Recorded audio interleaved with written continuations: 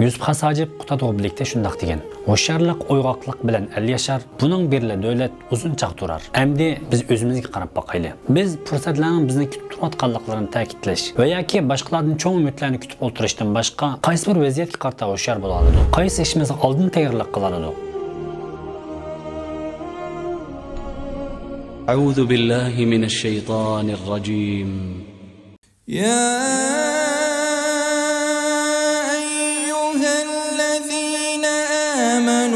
خذوا حذركم فانفروا ثبات أو انفروا جميعا.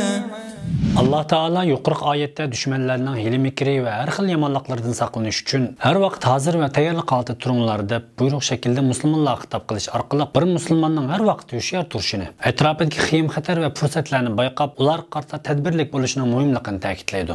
Biz islom tarixiga va shundaqla o'zimizning yaqin zamon tarixiga qaraydigan bo'lsak, mushu buyruqqa amal qilgan, har vaqt hushyor turgan musulmonlarning g'alaba qilganligi ve tarixda o'chmasizlarni qoldirib ketganligini ko'ralaymiz. Vatanimizda ikki qatimliq jumhuriyatning qurilishi ham dal shundaq sifatini o'zida hozirlagan. Ikkinchi dunyo urushidan keyin atrofdagi o'zmasizlar bilan mashg'ul bo'layotgan davlatlarning bexud vaqtini, xalqaro vaziyatning hozir ekanligini dal vaqtida his qila olgan hushyor davlat arbobi Sabit Tamollonning yetakchiligida qurilgan. Buning natijasida bugungi kundagi ay yulduzliq ko'k bayrog'imizni bizga meros qoldira olgan. O'xshashla bugungi kunda ham barliq musulmonlar tarafidan e'tirof qilingan Aqsa to'pani ko'rishi ham Falastin musulmonlarining oldin ko'rarlik ve hoşyarlık neticesinde gerçek köpligen bedellerini to'lagan bo'lsa-mu, o'ylab bakmagan derecede yaxshi natijalarni berib o'tmoqda. Endi biz o'zimizga qarab bakaylı. Biz fursatlarning bizni kutib turayotganliklarini ta'kidlash va yoki boshqalardan cho'ng umidlarni kutib o'tirishdan boshqa qaysi bir vaziyatga qarshi hoshyor bo'la oladi? Qaysi ishimizni oldin tayyorlab qila oladi? Xitoyning zulmining kun sir qabillashidiganligi, irqiy qirg'inchilik uchun oldin ilingan qadamlari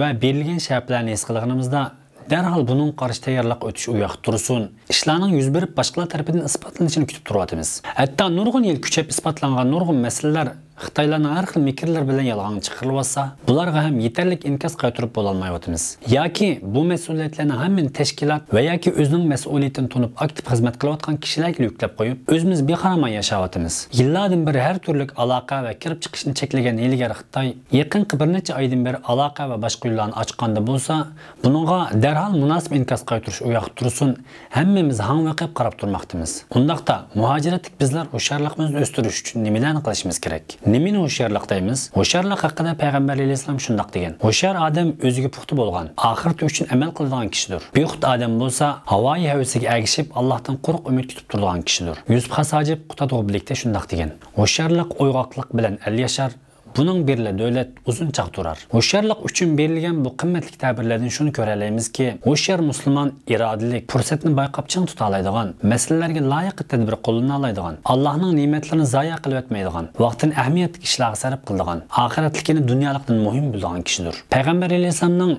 Mümin bir qitim çekilgan töşkten ikinci qitim çekilmaydı degan so'zi shundaqla Peygamber Aleyhisselam'da hazil qildigan bir mushrikning musulmonlarga qarshi urushda asirga tushib qilib, bundan keyin hargiz urush qatnashmayman deb va'da bergandan keyin ikkinchi qitim qayta tutilib qilib, yana o'xshash va'dani berganda Peygamber Aleyhisselam'ның Muhammed'ni iki qitim aldib etdim deb yurishini xalamayman deb o'lim jazosiga buyurganligi musulmonlarning har vaqt hoshyor turish kerakligini kuchlik eskartadi. Yuqorida deb o'tganimizdek biz Uyg'urlarning kundan kunga ig'ir ahvol qilishimiz, vatandagilarning assimilyatsiya yo'li qarab mengishi, muhojiratliklarning tapriqchilik, milliy ang tuyg'uning barbara suslishi, vatan mustaqilligiga bo'lgan ishonchning bargan sir tuvallab mengishi va boshqa mag'lubiyatlar dushmanni yaxshi turmasligimiz bilan birga hoshyorligimizning intayin to'm bo'lganligidan, konlarning suv kelgich to'g'an tut deydigan sözünü hayatımızdan süpürüp taşıyotgandek yaşayotganligimizdan bo'lyapti. Aziz qarindoshlar, biz bu ahvollarni o'ngshash uchun o'zimizni qattiq bir silkishga muhtojmiz. Bo'lishimiz mushu ekan. Endi shu bir kishilik jinimizni biqib xotirjam o'tib ketamiz. Emas, atrofimizda yuz berayotgan millat xarakterlik chekinishga hoshyorlik bilan muomala qilishimiz. Beshimizga kelayotgan iqtisodiy qiyinchiliklarga faqat mushu dunyoda yashash uchun kelgandek muomala qilmasligimiz.